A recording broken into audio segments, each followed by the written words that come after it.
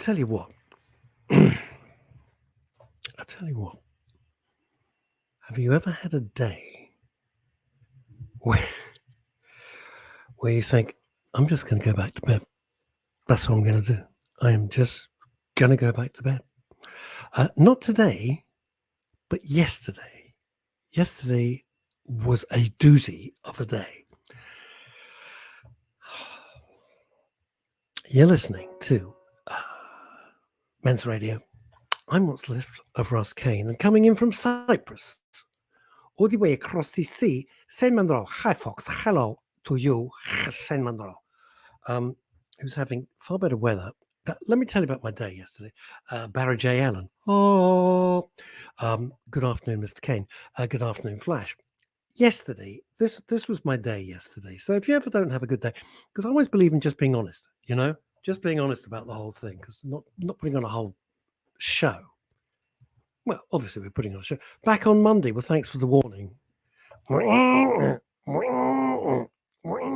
Who's looking after your dog, by the way? Ian Foreman. Morning, Russ. Hi, Ian. Who's looking after Ziggy? Sam Monroe, while you're sunning what passes as your body in Cyprus. Hey, everybody. Right, so yesterday, my business partner, the lovely Howard Jameson, and myself had an important meeting with a lovely guy who's been very, very supportive of the radio station, of our projects. Very supportive. He's a lovely man. He is impossible to get hold of. And impossible. He's a very, very busy guy. So you book him months in advance. So through his PA and everything, we've got a meeting, and Howard and I are looking forward to it. And it's at the Ivy Club. If you don't know where the Ivy Club is, it's the private club that is part of the Ivy restaurant in town. Veronica Curran, up in Scotland, up in Edinburgh. Hello to you, Veronica. And Emma Webb, hello, my dears. I'm back. No idea how Emma Webb speaks, but I'm sure that's great. And I can see my first guest, the lovely Ruth Davis, in the Ruth, you're in the digital green room. Help yourself. There's digital coffee, digital tea. There's some digital soft drinks there. There's a bottle of digital Bollinger if you want some. Help yourself. Just knock yourself out. I think there's some digital Danish as well. Martin Allen, afternoon, my darlings. Afternoon to you. So I get dressed up. I put on a brand new pair of blue suede shoes, like the song, right? Brand new pair. Because the weather looks good. And I want to look nice for our meeting. Howard, my business partner, arrived looking like $1 million. He looks fantastic. He's wearing a suit and tie. He looks the biz, right? And he said, I haven't worn a suit in like 2 years. I haven't worn it. I gave all my suits away to the local charity shop for the area. So we sit, we order a coffee, and waiting, because you have to be a member of the Ivy Club, and we're not members, but our host is a member. And we sit, and then the emails start to come in. He's run out of petrol. He's on his way in from the middle of nowhere. Not London, I mean like miles away, right? He'd run out of petrol. Then he finds some petrol, so we're getting all these updates from his PA, who's charming and lovely and very helpful and supportive. I'll be another hour. So I thought, I don't want to sit here for another hour. We'll reconvene, right? That's what you do. So I said, come on, Howard, I'm going to meet a pal. I'm up here, right? I'm up here now. And he went, no, I'm going to go home and change out of my suit. So my pal, I'm going to meet him on a terrace, have a quick cigar and go home for the dog. Yeah. I thought, well, I'm in town. I might as well do something because it's been a complete bust otherwise, right? And he says, oh, we can't go there anymore. I get a message from my mate Colin. Can't go there anymore because it's not undercover. I'm thinking, what the hell's he talking about? It's not undercover. It was a beautiful day. I come down the stairs of the Ivy Club. The heavens have opened up. It is like Noah's Ark. That's the only thing that's missing on West Street, right, by the Ambassador's Theatre, is an ark coming up with animals, right? It's complete bloody pandemonium. So I marched through Soho, soaked in my brand new blue suede shoes, which are getting completely trashed. Sit down, have a cigar, I go home. Now, in the evening, I'm meeting our second guest for today, the lovely Nikki Nichols of the Caravan and Motorhome Club, or it's the Motorhome and Caravan Club. I can never remember which way round it is. They've been so supportive to me. It's great. They've got a fabulous event in the city. So I'm thinking, all right, I'm back. I'll walk the dog. I'll get changed again. I'll go back into the city for this event to show my support because they've been so supportive to us. I'm minding my own business. I suddenly feel so ill. I can't move. I'm on the settee. I can't budge. I'm on the settee. I cannot budge. So I had to cancel. I thought, what else today? What else? I still feel, I'll be honest with you, gang, I feel a bit rough today. Don't know what the hell it is. Don't know what it is. Good afternoon to Jules Silverman, Sen Monroe. Got to tell you, it's 33 out here. Shut up, Sen. Shut your face. We don't like you and we don't care. In fact, we hate you. We've decided. Let's go from Cyprus all the way to Spain. It's an international show, Ruth. Ruth, it's an international show. I'm telling you now. Michael Verby. Morning, Russ. Just finished kitchen duties. Stacey is working me like a slave since I got here. Stacey's his sister. Michael popped down from Leeds. I am not kidding you, Ruth. Ruth, pay attention. I'm not kidding you. He went down for like a few days. He's been gone months. Now he's not even bothering to come back. Mandy Miller. Hello, Mandy. Maybe you have COVID, Russ. Oh, Jesus Christ. Right. Now then. Hello, Ruth. Hello. How are you? I'm good, thank you. How are you? You're very brave, if I may say. Thank you very, very much. But when I saw what you were talking about, now is it IES or ES? It's IES, but pronounced Davis. Look, boom. All right. God, I impress myself sometimes. Now then, thank you so much for coming on to Men's Radio. A slightly off-piece subject for us, but nonetheless one that's very important because people of all ages are watching, as you've gathered from all over the world. And a lot of the good folk are not just parents, but their grandparents as well. Tell us why you're here. So I'm here to talk to you about colic, which babies suffer with, 1 in 5. So it's quite a considerable amount of babies. Colic has many causes, but it can be down to a temporary lactose intolerance, and it's easily relieved with Colic infant drops. But with what? Whoa, slow down. With what? With what? Colic. So Colic make infant drops, which help break down the lactose, right. And alleviate the symptoms, which are pretty dire in a baby suffering with colic. It bloody hurts. Let's not kid ourselves. It hurts. It does. And they're little bubbers, and we love them. Exactly. Yeah. So if you've got a baby, Ruth, I've got to interrupt because this man is getting on my nerves. He's going to get on your nerves. Off to the beach now. Sen. I hope there's a big Cypriot shark. Right. That's what I'm hoping. Continue, Ruth. Pray tell. If you have a baby that's suffering with colic, then you could have a perfectly normal day and then get to a point in the day where that baby will change. They may go red in the face, draw their knees up, start crying uncontrollably. Yeah. It's the knees thing, isn't it? Yes, it's the knees. It's when they pull their little knee. Oh God, I remember. So I've got 4 kids, so I remember that. The little knees go up and you go, oh no, what am I going to do? Exactly. And then you can be left feeling completely helpless because it can go on for hours. And if you're and I mean, even as a 4th-time parent, as I am like you, with my 4th baby who suffered, it's still really stressful. Ruth, why do we do it, Ruth? Why? Well, they don't write, they don't phone, they only pick up the phone if they want something. Jeez. Oh, I've not got to that stage yet. Oh, you've got so much fun. How old are your kids? How old are your kids, Ruth? My eldest has just started high school. I've got a 9-year-old about to turn 4 like grown-up school as we're not living in Connecticut. What is high school? Yeah, it's grown-up school. So she's 11. She's 11. She's 11. Oh, bless. All right. Yeah. So 11, you see, used to be a child when I was 11, and now it's a teenager. Well, it is. Yeah. Yeah. Good luck. Pretty much. I think I need it. Yeah. Well, if you need advice in that department, we can reverse roles. You can come onto the show. I'll give you the advice. Great, because I'm pretty frightened with what I'm seeing so far. It has to be said. It's horrible. And the one thing you need to be careful. I'm sorry, I know this is going off subject, but I do want to give a piece of advice. Please, please, please, because it's something that comes up time and time again on men's radio and women's radio. Please be careful of the social media that she's on and that she looks at. Please. Yeah, I mean, bullying is disgusting. We're on it already, and I mean, I think bullying in person is bad enough without it being online. So it's shocking. It's shocking, especially when all the experts that we've had in, all the psychiatrists, analysts, and counselors, especially for girls. It's not great for guys, but really horrible for girls by other girls at school. And I think boys deal with things differently, and they can totally. argue one day and it will all be forgotten about the next, whereas girls take things to another level. So you're right. I know that's not why you're here, but it's Nope. it's like I've learned so much since Howard and I started this in January 2019. I've learned so much, and if we can impart any of that, I'm really happy to do so. So the little baby got its knees up to its chest. You're standing there feeling like an absolute mug, don't know what to do. Absolutely. And that's the frustrating part, especially as a first-time parent. So when I had Florence, my eldest, who now we're talking about. What a lovely name. Oh, thank you. She's gorgeous, Florence.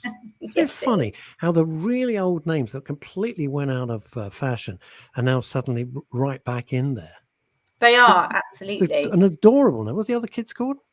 We've got Florence, Jimmy, Raffy, and baby Posy, who has just been suffering with colic herself, actually. Baby Posy.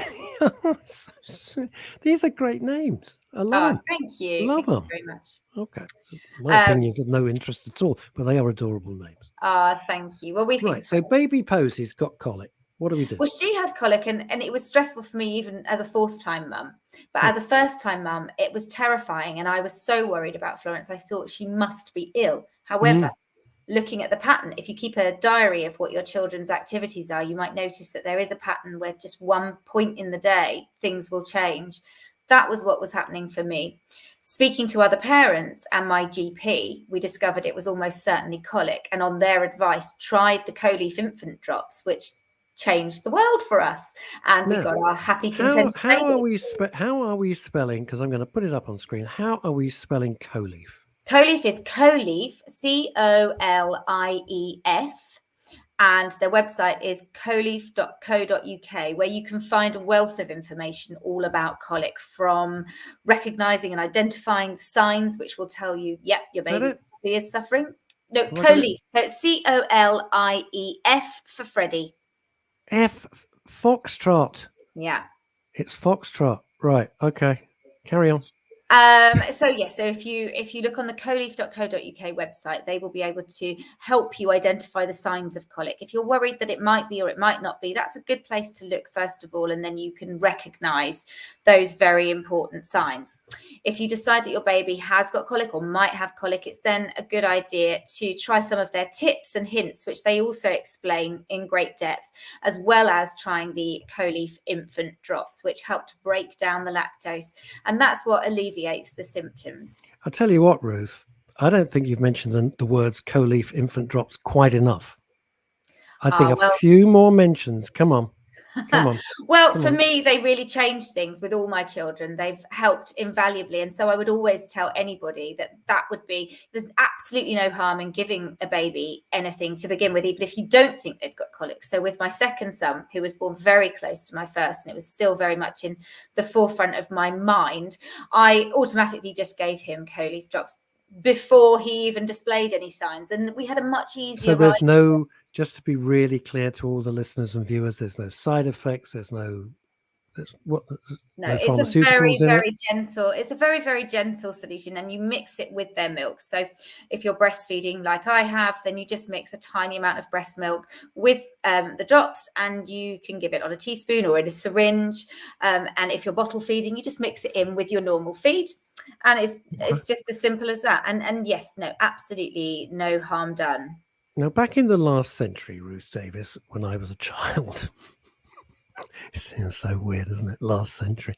My mum would give me grape water, which I can remember the smell now. I used to call it my booze. Nothing's changed. I've got to be honest with you, Ruth. Nothing's changed, except now it's single malt.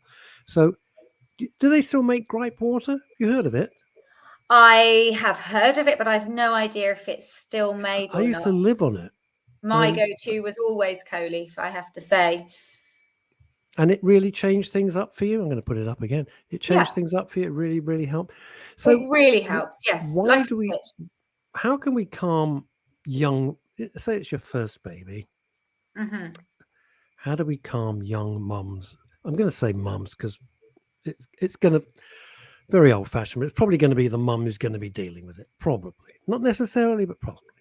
So how do we, all right, young parents, fine.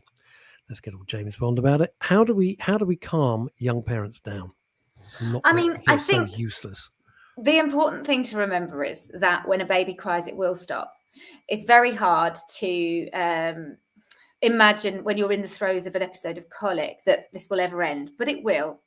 And when you get stressed, the baby gets stressed. So if Oh, you're yeah. really struggling, a good tip is to just put the baby in a safe place inside his or her cot and leave the room. Just calm down yourself, because your calmness will rub off on your baby's emotions as well. So it's important to just try and retain that air of calmness about you if you can. Taking a break outside the room won't harm the baby in any way.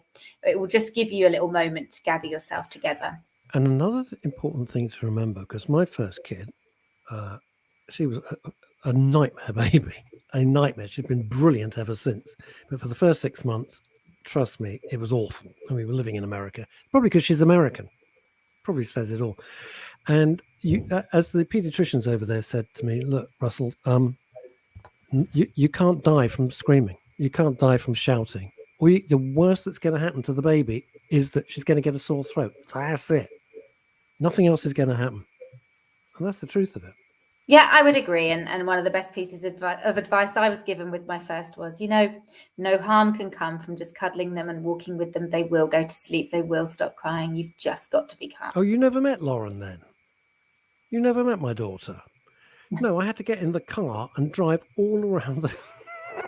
We're living just outside New York, right? I had to drive for an hour in the middle of the night, just drive around till she went to sleep. Eventually she'd go to sleep and I'd have to sleep in the car. And the moment I picked her up from the baby seat, boom, off we went again. We know that story. God, she was annoying. So having babies is really tricky. It's really hard. Get a dog. Get a dog. Well, I think they're pretty tricky too. Get a dog. Finished. It's way better. But if you can alleviate one problem like colic, and that it's not life-threatening, it's not a really terrible illness, and you can do something about it, then that's one problem ticked off the charts, isn't it? Totally so. Totally. So anything you can do. How come you're the maven on colic, the expert on colic though? What's your background? Because I was reading your bio and it's like you're the rock and roller. So I write a blog, rockandrollerbaby.co.uk. I love that. I thought that was just the coolest name. Well done. Thank you. Well, my husband's a musician, so that's where it was. Is he? Is he? Do we know him? I'm very nosy. No. He's a primary school teacher mainly, but he also plays. So he never used to play with Rush. He wasn't like Geddy Lee with a different name or something. No, he did support a few bands that you will have heard of. But, okay. But throw one into the ring. Come on. Kaiser Chiefs. Yeah, like the Kaiser Chiefs. Yeah. Well done. Okay. Well done to him. But now he teaches primary school. Much safer. So yes. Anyway, and I write parenting columns for the Eastern Daily Press and also the Daily Star on Sunday. Sorry. Daily Star. That's like the Star, right? Like my mate. Dawn Neeson writes for. Sunday version. Yeah, and obviously I have 4 children who have suffered from colic, and I think, we're all experts at being parents to our own children. So, everybody's a parenting expert because you always know your child better than anyone else does. I can only just give you what I have done with my children. So that's good. Why did you start blog? Have I got time with you? Because I know you got a very busy schedule today. I have got more interviews. I think. Don't show off, Ruth. No one likes to show off. Don't show off that you're very popular. Don't. Oh. Very popular. All right. I better let you go. It's been a joy. Thank you. Co-leaf, we like. Look, there it is again. So you don't think that I wasted time. Good luck with your columns. Good luck with the blog, and best of all, good luck with 4 kids. Thank you. Well, you're living proof that it's doable. Yeah, but I'm only 27. Okay, Ruth, thank you so much. It's been a pleasure. You. All right, take care. Bye-bye. She was nice. I liked her. A very nice woman. Anyway, so that was my day yesterday. It was absolutely pants. It was ridiculous. I don't know what the hell was going on. Weird. So let's just see here. We got more comments coming in from around the world. Mandy Miller. I used to put my daughter Annabelle in my shoulder. I used to put my daughter Annabelle in my shoulder. Sounds a bit like Terminator 2. As the stomach was pressed there and it relieved. You were putting some pressure against baby's tum-tum. and relieving some of the colic. I get that.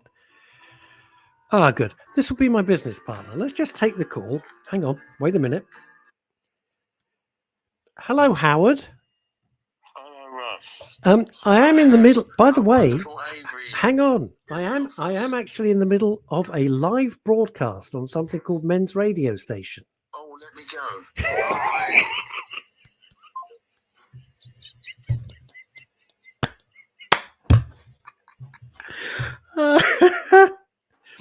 Few people on the planet make me laugh. Oh God, few people make me laugh as much as Howard does. He's in a world.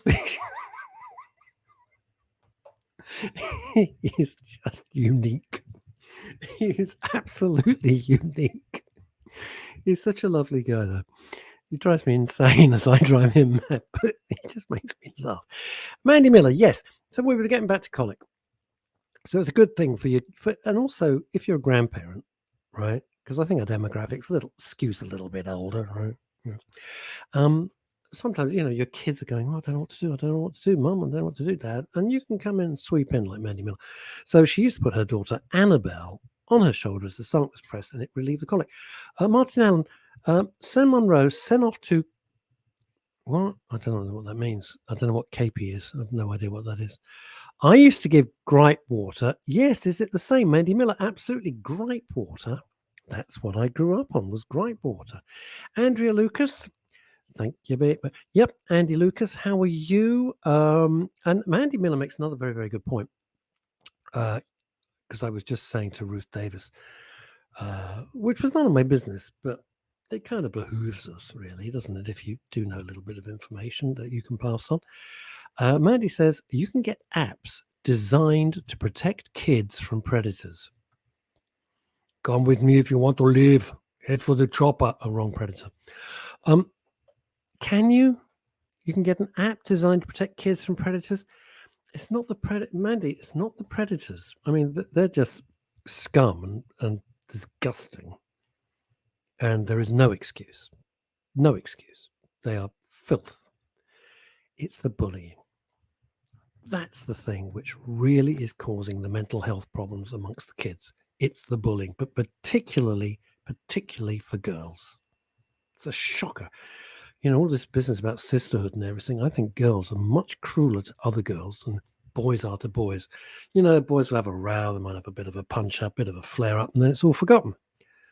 And, say to most guys, you got a big nose or you got a big forehead and we don't like your hair or something. We go, I don't give a shit. Who cares? But say it to a girl when they're at a very sensitive age. It's awful. It's awful. It is not good. Now, we're nothing if not relentless on this show. Time for my next guest. I'm pretty excited about this. I got to be honest with you. Because well, I'll talk about it when he's on. But ladies and gentlemen, please welcome Nick Lomas. Hi, Nick. Good morning, Russ. Well, where are you? Los Angeles. I'm good afternoon, but we're doing okay. Where are you? You're looking at an exciting venue. Where are you? I'm opposite St. Paul's. Ah, in the city of London. Are you still at the place where I was meant to be going last night and then fell horribly ill and still trying to recover today?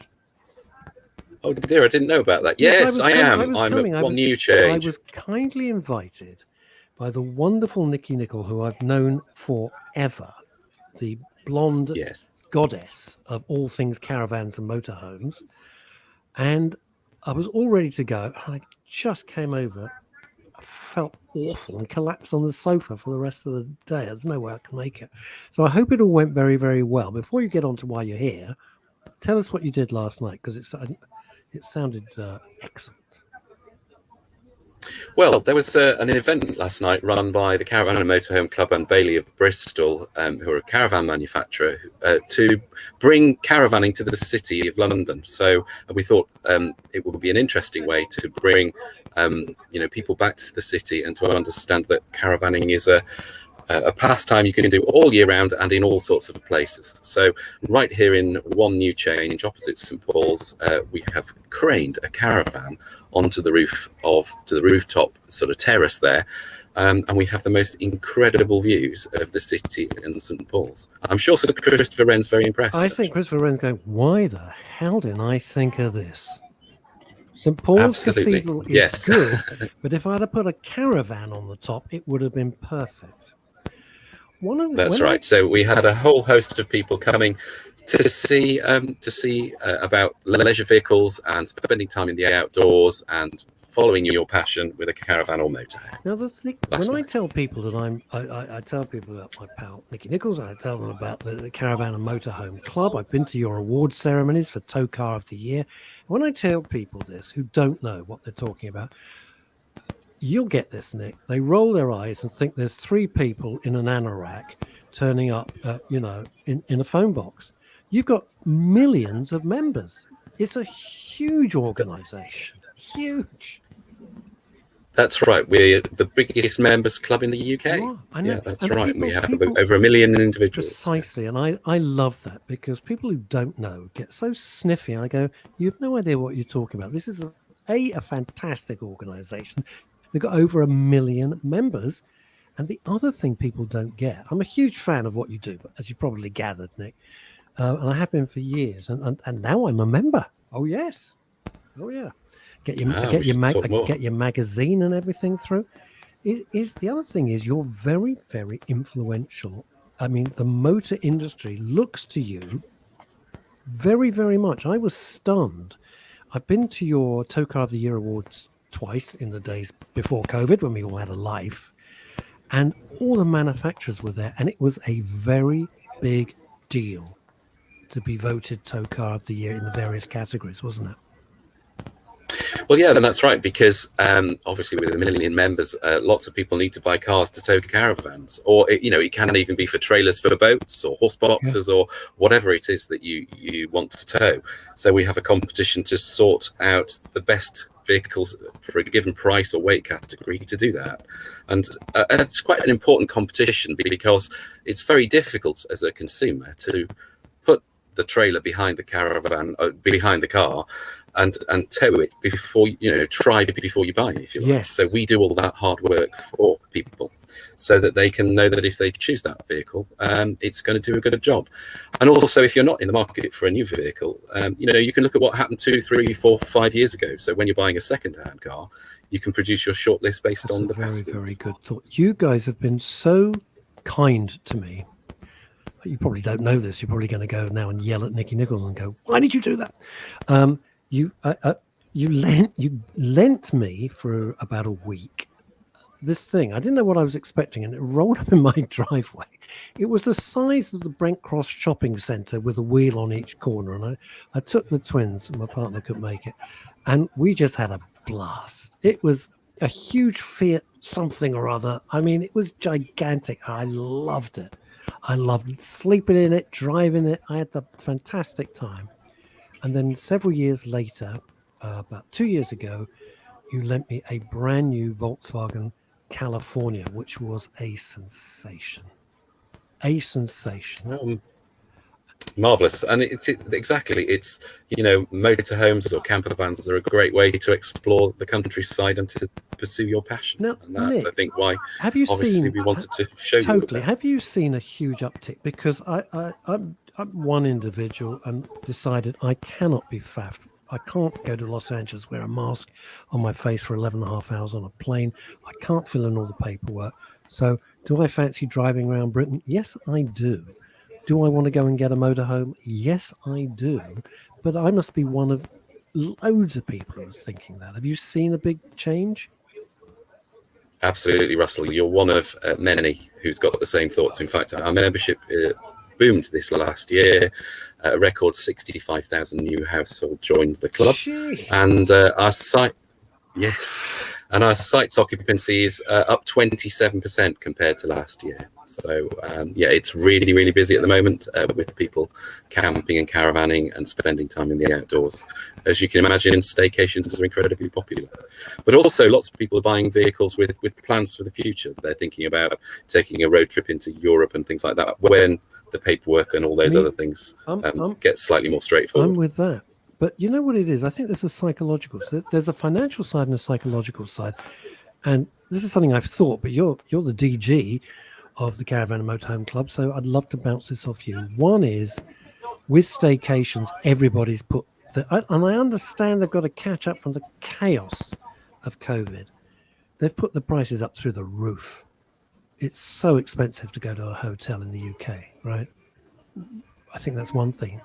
Yeah, I think there's lots of pressures in the hospitality sector generally, isn't there, because of training new staff and getting people on board and coping with the social distancing restrictions or the cleaning restrictions that are obviously very important to everybody these days. Yeah, that's right. I think but obviously our pastime, is incredibly economical. You can stay on farms in the open air, in the fresh air, in the countryside for £15 a night. It's fantastic. The other thing I think is a psychological side to it. And maybe it's just because I overthink stuff. We're so restricted. We're so confined. We've lost all control. And as my partner says to me, wouldn't it be nice to just get in a motorhome and think, screw this, we'll go where we want to go, when we want to go, and we are masters of our own destiny without all the red tape and everything. And I think that's a big plus. Yes, it is. I think that's a huge driver for people at the moment, and the freedom and the flexibility of the pastime is really what's driving people, as you say.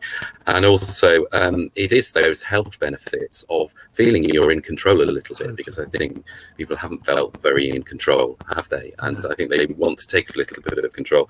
And obviously, when you're in a leisure vehicle, you're in a camper van, a motorhome, it's your own environment. So you've got your own things around you. You can stay safe, do your own washing up, cleaning. And you've got your own shower and facilities like that as well. So it means if you are a little bit nervous about, sharing those facilities, you don't have to. It is a great. It's also, I know you'll think this sounds very silly. It's very cozy. It's wonderfully cozy. Yes, it is. Yes, and I think that's certainly something that people, when they were children and they go camping and caravanning, they always remember that feeling of coziness and that feeling, which is kind of very popular, isn't it, with the Scandinavians, with hygge and in Denmark and places like that, this feeling of cozy comfortableness and so on, which, if comfortableness is a word, I'm not sure it is, but it is now. You're the DG. You can say what you like. But it is that reassurance that I think that people want, that familiarity of the environment, which is really appealing to people these days. And people go, "Oh, it's really not comfortable." They really are comfortable. They've come on leaps and bounds, haven't they? They have. I mean, the vehicle I'm sat in now here is a brand new model, but it's got full central heating, and it works like a domestic system with, it's got wet radiators, water in the radiators. And it's got full double glazing. It's got skylights so you can see the stars at night. It's got double glazing. Yeah. Fully insulated double glazing, hot running water, power shower. Full length fridge, full height, floor to ceiling fridge freezer, microwave oven, hob cooker, everything you would want, ensuite bathroom. So it really is a mini apartment. Yeah, it's a mini apartment. Really. It's a weird thing. Something's just jumped into my head, and I'd completely forgotten this. My late father, he died many years ago, died 21 years ago. He was a timber importer, and he supplied the caravan industry. There was a company called, I have no idea if they still exist, Sprite Caravans. Do they exist? Indeed. They're in Hull and they still do exist, yes, and they're still one of the most popular brands in the UK. That was all Dad's timber back in the day. Well, there you go, yeah. And obviously, I think that's an interesting point that you make, because it's a really, caravanning still remains a British success story in terms of manufacturing. So the vast majority of the leisure vehicles you see on the roads in the UK are made in the UK, in Hull and in Bristol and in County Durham. So all over the UK, people's jobs, including obviously your own fathers, are dependent on the industry. Damn right, damn straight, Nick. Why are people so snooty about it? Why do they? I mean, I'm a huge Jeremy Clarkson fan. I am. I'm unashamedly. But boy, oh boy, has he got it in for Caravans. Does that annoy you, or does it amuse you? It just amuses us, doesn't it? You know, it's all a little bit of fun. We all know it's a bit of Jeremy's persona. And you know, it has never done us any harm. The club's bigger than it's ever been. So while he's always talking about it, it keeps us, you know, it keeps us in the public eye. And you know, the last few years have shown that actually drawing attention to the pastime actually makes people consider it. So we don't mind. The campsites, I don't know how long I've got you, because I'm sure you're busier than ever, but the campsites, I think people sort of you're going to bump into Sid James and Peter Butterworth and Bernard Bresler and Barbara Windsor. No, it's the people are very, although I'd love to meet them. I mean, it's too late now, obviously, but people are very friendly, very friendly. It's a real community spirit. Absolutely. You know, that's the thing, isn't it? You know, we're a members club. We exist only because we have members, and they're all people united by a common pastime, and they have a familiarity and so on with one another because of that, and a common interest. And they have a common interest in all behaving well and being considerate of their neighbours, because you know, that's necessary for them. So yeah, everybody rubs along very well and really enjoys themselves, and finds, as you say, that everybody is very polite, courteous, and enjoys spending time in the great outdoors, which I think for people's well-being at the moment is very important. You know, it's so vital. Yes. If I had, yeah, I mean, even in the depths of lockdown, the government, you know, understood that we needed to get outdoors and to have space and exercise and fresh air. And I think, you know, more than ever, you know, spending time in the outdoors, which leisure vehicles allow you to do, you know, is why people are attracted to it, because it is you know, a good thing for our physical and our mental well-being. Totally, I could not agree with you more. And the more constrained we feel, I watch a lot of the American channels, and obviously they've got most of them, because they've got the space, they've got the roads, they can do it. We can't do it in the UK because we're a little tiny place with little roads. But the complete all-terrain vehicles, that would be my dream. Just to go absolutely middle of nowhere, live off-grid. You know, not forever, obviously, I'm a city boy, but for a while, you know, few days here, few days there, it would be great. Yeah, I mean, we all have a sort of adventure that we'd love to dream about, don't we? And and you're right, those sort of vehicles are really appealing to people. But you know, in increasing numbers, people are doing road trips into Scotland, as you probably know, and also on over to Ireland, you know, to the West Highland Way there. And you know, I think, you know, road trips into Europe will come back as well soon. I'm desperate to do that. One last question: has the advancement of EVs, electric vehicles, has that helped? Because I was reading somewhere you can use some of the power to power whatever you're powering. Yeah, at the moment, that's still, there's a few manufacturers who are experimenting with that, and have got some prototypes where, you know, you share the power between the solar panels on the Caravan and also the batteries in the car. Yep. So you can go more self-sufficient. And I think over time, those kinds of innovations will definitely happen. At the moment, you know, EVs are still early days. About 10% now of sales, I think, in the UK. That's incredible. Most from a standing start, isn't it, though? Incredible. It is, and by 2030, of course, they will be all you're able to buy. So new.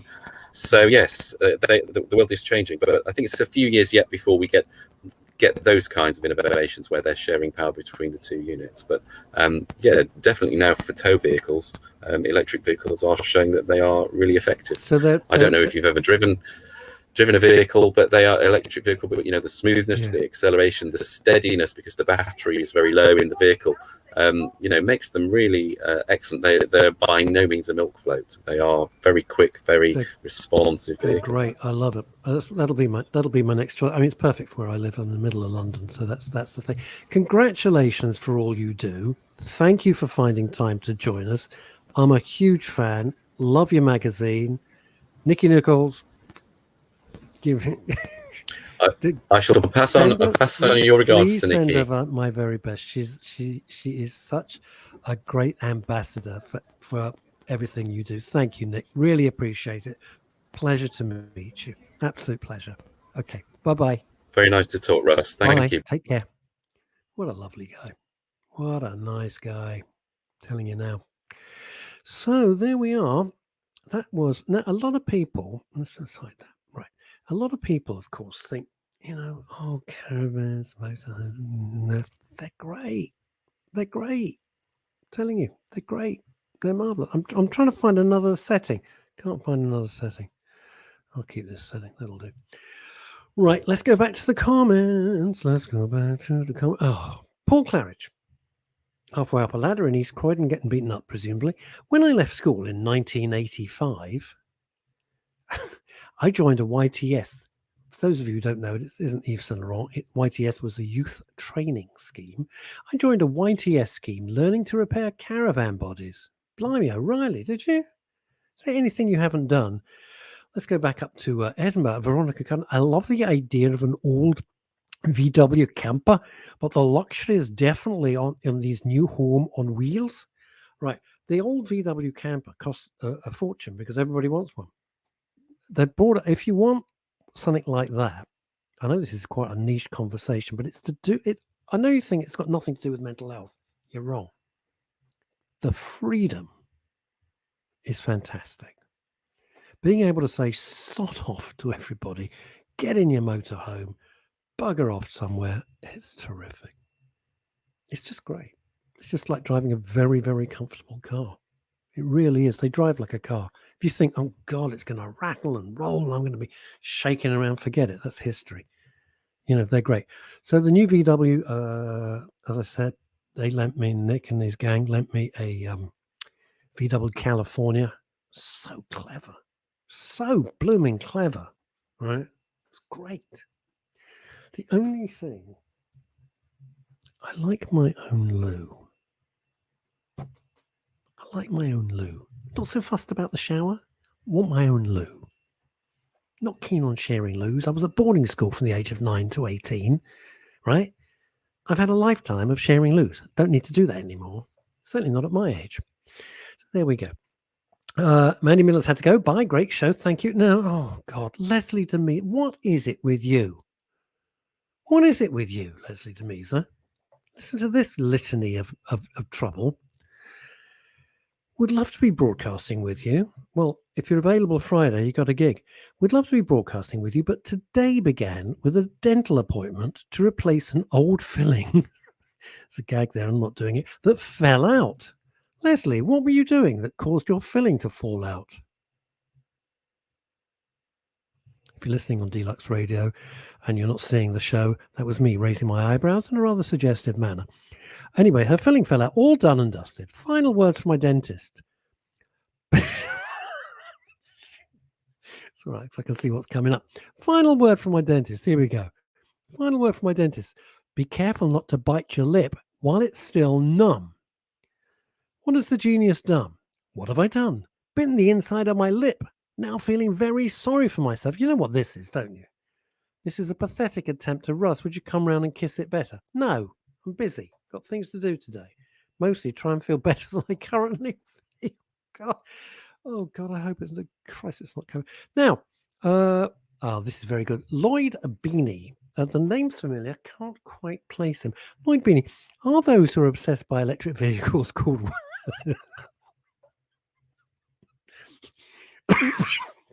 One thing all my friends have is an innate ability to just crack me up. They just make me laugh. Lloyd Beanie. Are those who are obsessed by electric vehicles called whatheads? Lloydski. That's hilarious. Whatheads. I would get an electric vehicle. The problem with it is I've got nowhere to charge it because I haven't got a front drive. So I've got nowhere to charge it. And the underground garage doesn't have any charging points. But I'd get one. Where do I go? I don't go anywhere. All I do is potter around London. So electric vehicle would be perfect for me. I like it. It's quiet, comfy. Anybody not got petrol? Come on, tell me. You've been queuing up for petrol. Have you seen some of these twats? They're turning up. They're putting petrol. I thought it was bad enough. I mean, how mad are these people, right?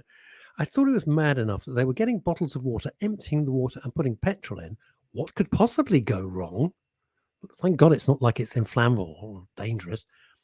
Some of them, I'm not kidding, they're getting like supermarket plastic bags, like a Tesco, Sainsbury's, Lidl or something, filling it with petrol. Are you insane? Are you completely round the twist? How dangerous is that?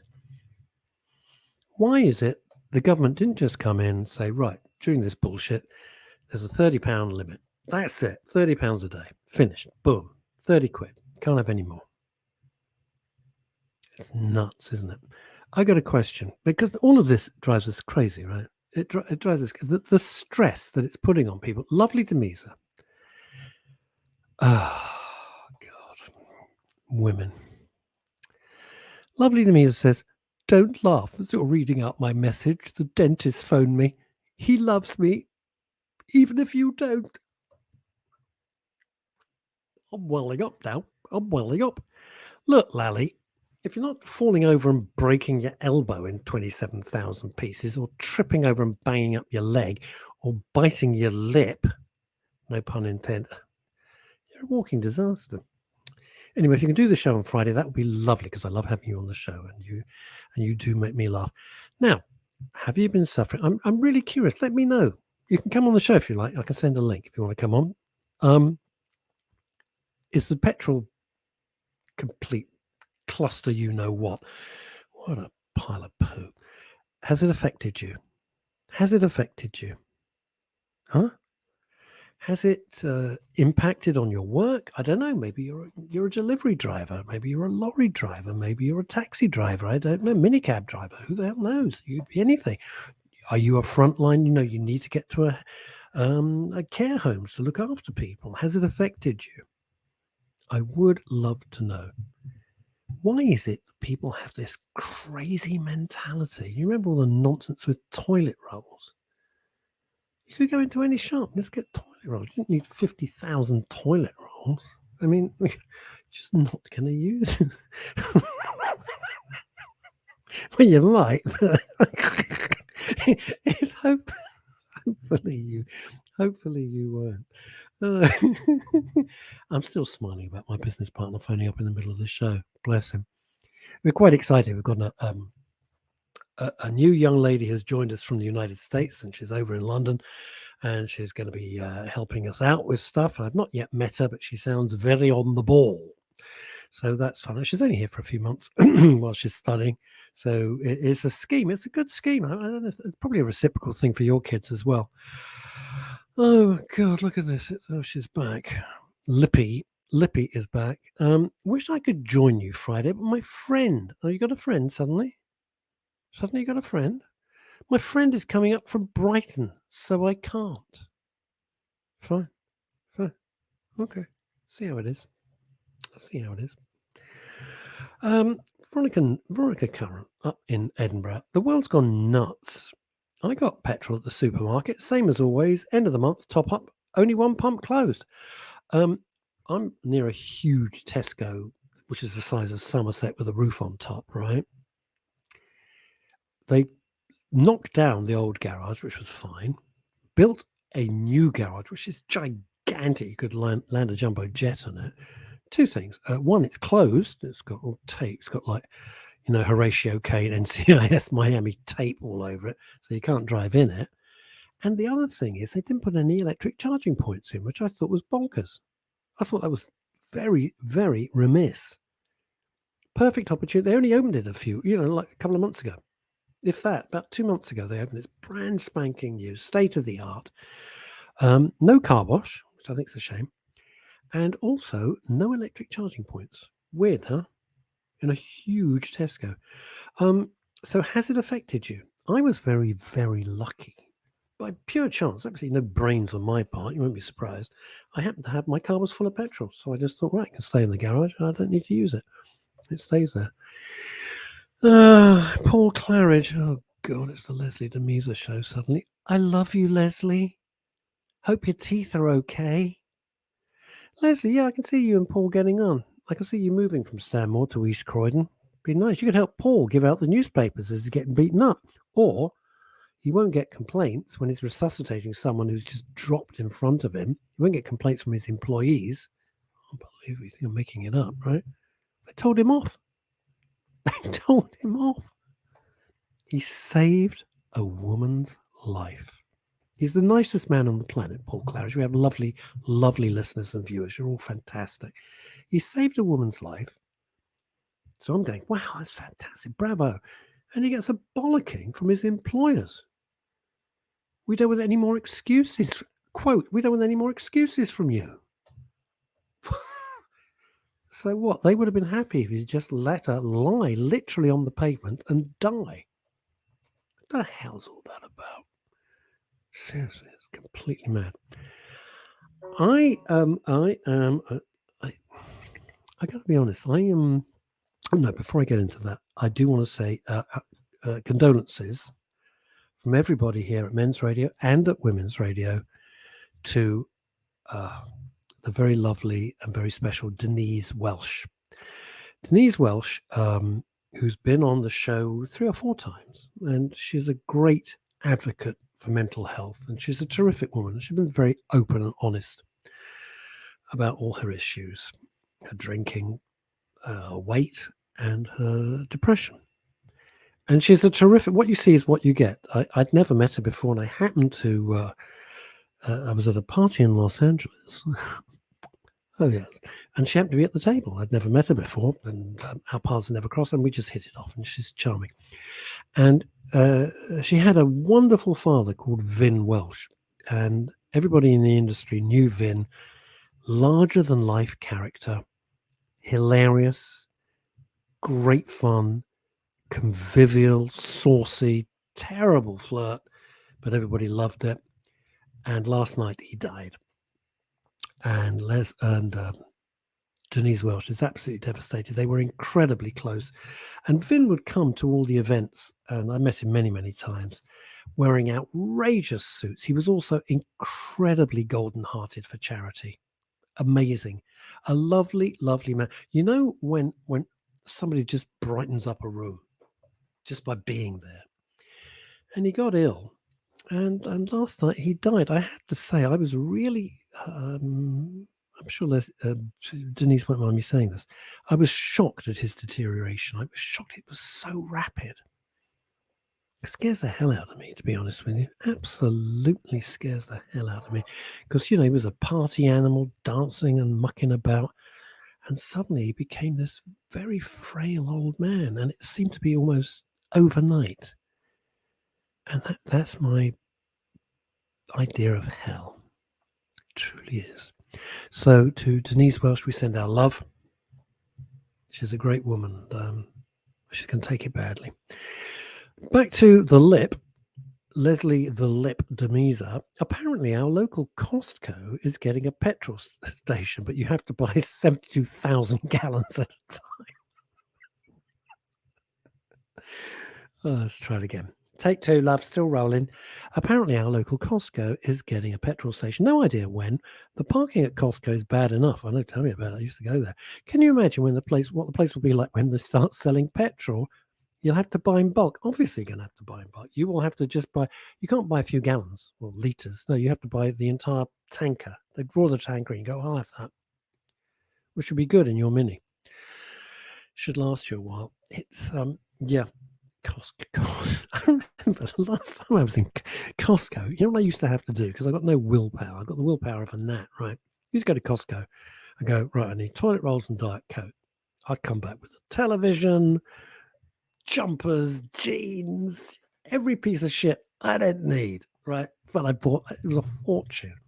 And it was just terrible. So what I used to have to do with Costco for my own mental well-being, draw out some cash from, do you remember the word bank? A bank. It's called a bank.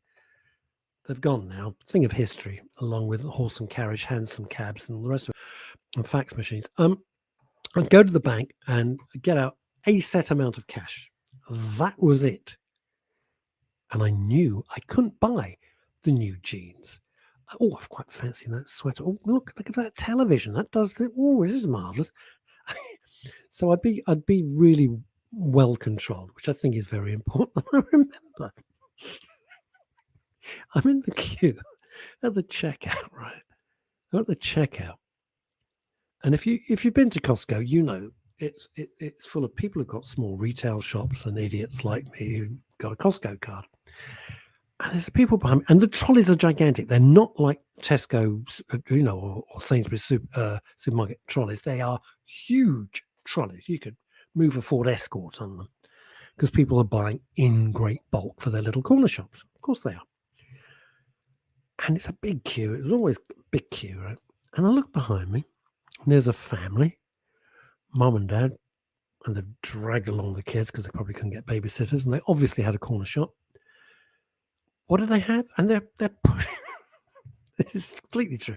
They're pushing this huge Costco trolley, and on it, I swear to God, is one pannet of raspberries. I'm going like, you're pushing a trolley designed to take about £3,000 worth of goods. You could carry the pannet of raspberries. Or here's another fantastic idea. Don't go all the way out to Costco in the middle of nowhere. Go to a little shop and buy a pan. No. Part of me wanted to say, please go in front of me. And then I thought, sod that. Sod that. You're stupid. I couldn't. And the trouble with me is half the time I think I'm thinking these things, and it turns out I've been saying these things out loud. I've got a terrible habit of doing that. It's shocking. It's really embarrassing. How I haven't been shot, I don't know. But the trouble is, when I find something amusing, it just cracks me up. I look for the funny things in life because life can be pretty miserable and grim and relentlessly horrible. So when funny stuff happens, I'm just standing in the queue laughing my head off. And of course, then if anybody said anything, you've got to think of something that's making you laugh. I'd have to say, oh, my mate Lloyd Beanie phoned me and he told me a hilarious joke. And I'm still laughing about it. No, I wasn't, obviously. I was laughing at them standing in this whacking great queue with a huge trolley with one pannet of what goes through their mind? What goes through their mind? And the other thing is, these idiots buying all the petrol, I get it if they need it. I understand that. I'm not stupid. Just pretend to be. What are they going to do with the carrier bags full of petrol? How did the garage not come out? It's because they can't be asked, I think, half the time. Why did they not come out and say, you can't do that? That's ridiculous. And have you seen, Europe is laughing at us. They are laughing at us. They're looking at this shit show and thinking, serves you bloody right. And fighting. Is it worth fighting over petrol? We're not trying to repel Rommel in the desert. God's sake, what the hell? It's not worth having a fist fight over petrol. It's lunacy. But it just goes to my point, which is this. Whenever they do, how to survive a nuclear war. If there's a nuclear war, this is what you should... Forget the bombs. People would be killing each other within 2 hours. 2 hours. Be over. If it was going to be a nuclear war, I want to be right under the bomb. I want to be right there. I don't want to know anything more about it. I do not want to be left. Ugh. Because they can't even sort out petrol without having punch-ups. They have punch-ups over toilet paper. Can you imagine if that entire infrastructure of a nation was destroyed? How to survive a nuclear war, honestly. Just don't bother. Go to Hampstead Heath and look up at the fireworks show. That's what I do. Linda Dave, you arrive at 12:58 and 44 seconds. Go, oops, sorry, I'm late. Well, you've missed a cracker of a show. You missed a really good conversation about caravans and motorhomes with the Director General, of a huge organisation, and a very interesting conversation about colic. And as a grandmother, you might have wanted to know about colic. Hi, Russ. On your own today? Yes, I'm on my own. I've been on my own for 2 weeks, Chrissy, but thanks for spotting that. Just been to the market, sold one whirly gig, and you're on. These are drug references, aren't they? You're a drug dealer. a whirly gig. I don't know, it's probably LSD. And 1 wheelbarrow. No shortage here. So you've got no shortage of petrol in Spain. It's disgusting, isn't it? Leslie Demesa says the government says it's the public's fault for panic buying and tell us there is no. Yeah, well, you're not wrong. We'll listen to it afterwards. Oh, bless you. And people keep saying, hey, where's Phil? Is he ill? Phil's not ill. He's on holiday. He's a normal human being. He works like a dog.